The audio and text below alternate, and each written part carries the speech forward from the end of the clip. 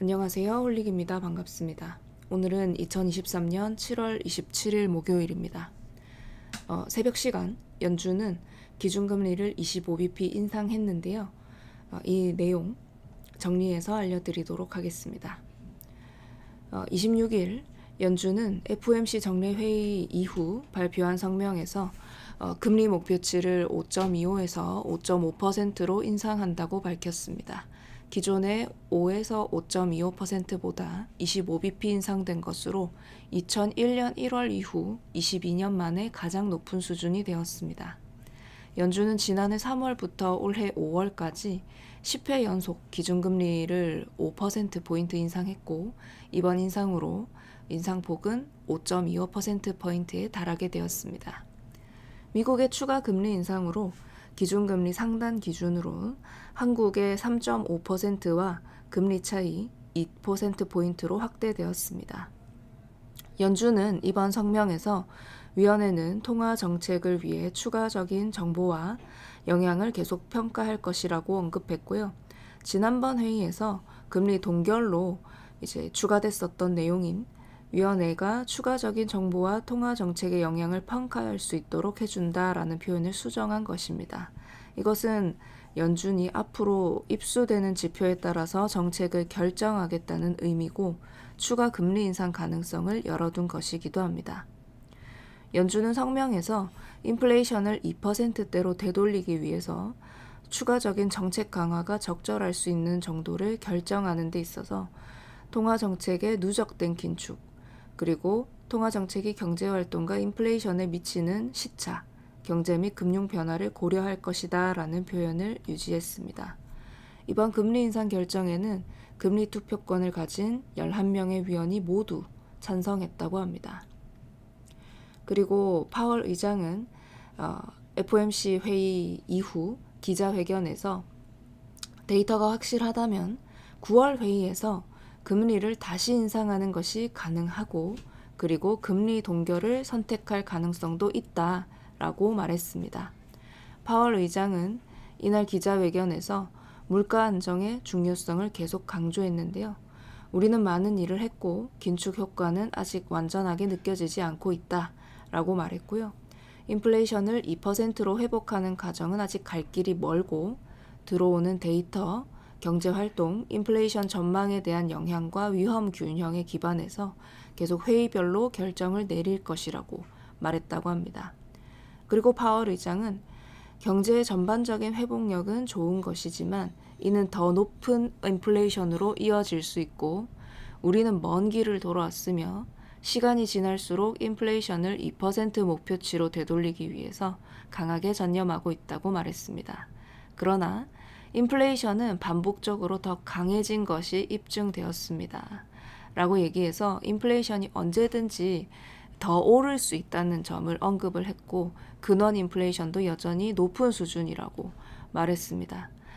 지난번 그 6월 CPI가 완화된 것과 관련해서 이 하나의 지표에서 너무 많은 신호를 보지 않도록 주의할 것이고 6월 지표는 반가웠지만 한 달의 보고서로 보고 있습니다. 라고 얘기했습니다. 인플레이션에 대응하기 위해서 한동안 정책을 제약적인 수준, 높은 금리를 유지할 것이라고 했습니다. 다만 파월 의장은 인플레이션이 2% 수준에 도달하기 전에 금리를 중단해야 할 것이다 라고도 말했는데요. 2% 인플레이션에 도달하기 전에 금리 인상을 중단하고 인하를 시작하게 될 것입니다. 2025년까지 인플레이션이 2%로 하락하는 것을 보지 못할 것이기 때문이라고 말했습니다. 그래서 2025년까지는 인플레이션이 2%대로 완전히 회복하기는 어려울 것이라고 지금 보는 거죠. 그리고 연준의 경제팀이 더 이상 미국의 경기 침체를 예상하지 않는다고 언급을 했었는데요.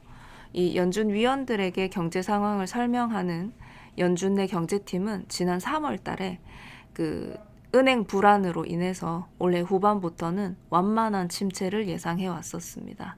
그런데 이제 직원들이 현재 올해 후반에 시작되는 뚜렷한 성장 둔화를 예상하고 있으며 최근 경제 회복력을 고려할 때 더는 침체를 예측하지 않고 있다라고 말하면서 이번 회의에서 이런 그 과거의 전망이 수정되었음을 시사해 주었습니다.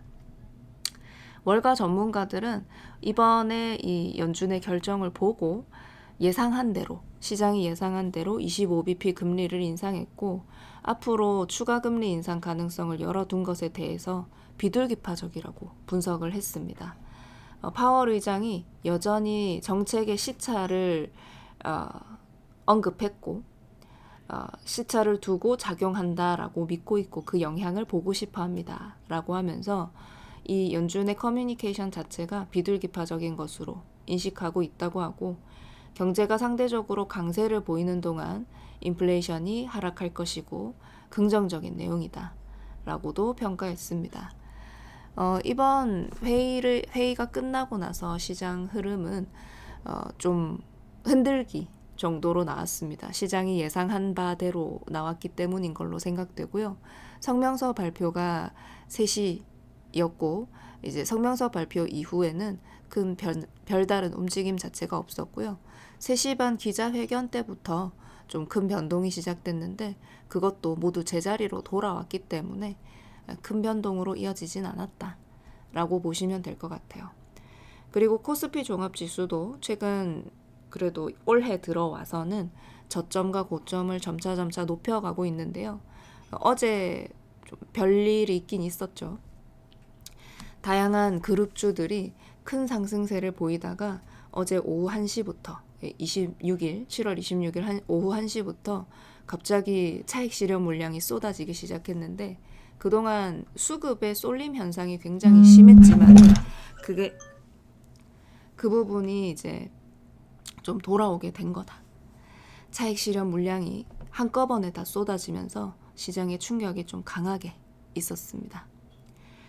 그리고 오늘은 7월 27일 목요일이라고 말씀드렸는데요. 주간 옵션 만기일입니다. 그래서 이 FOMC 결과를 시장이 어떻게 반영하는지 볼 거고요. 미 증시도 크게 추세를 보이지는 않았기 때문에 우리 시장에서도 우리 시장 내의 수급 그리고 우리 시장 내의 뉴스들로 돌아갈 수 있다라는 점 기억해 주시고 자, 다음 주부터 변경되는 내용이 있습니다. 우리 선물 시장이 7월 31일부터 8시 45분에 개장하게 됩니다. 그리고 월요일 만기인 주간 옵션이 새롭게 상장되니까 그 부분 기억해 주시기 바랍니다. 오늘도 안전하게 대응하시고 성공 투자하세요. 실시간 방송에서 뵙겠습니다.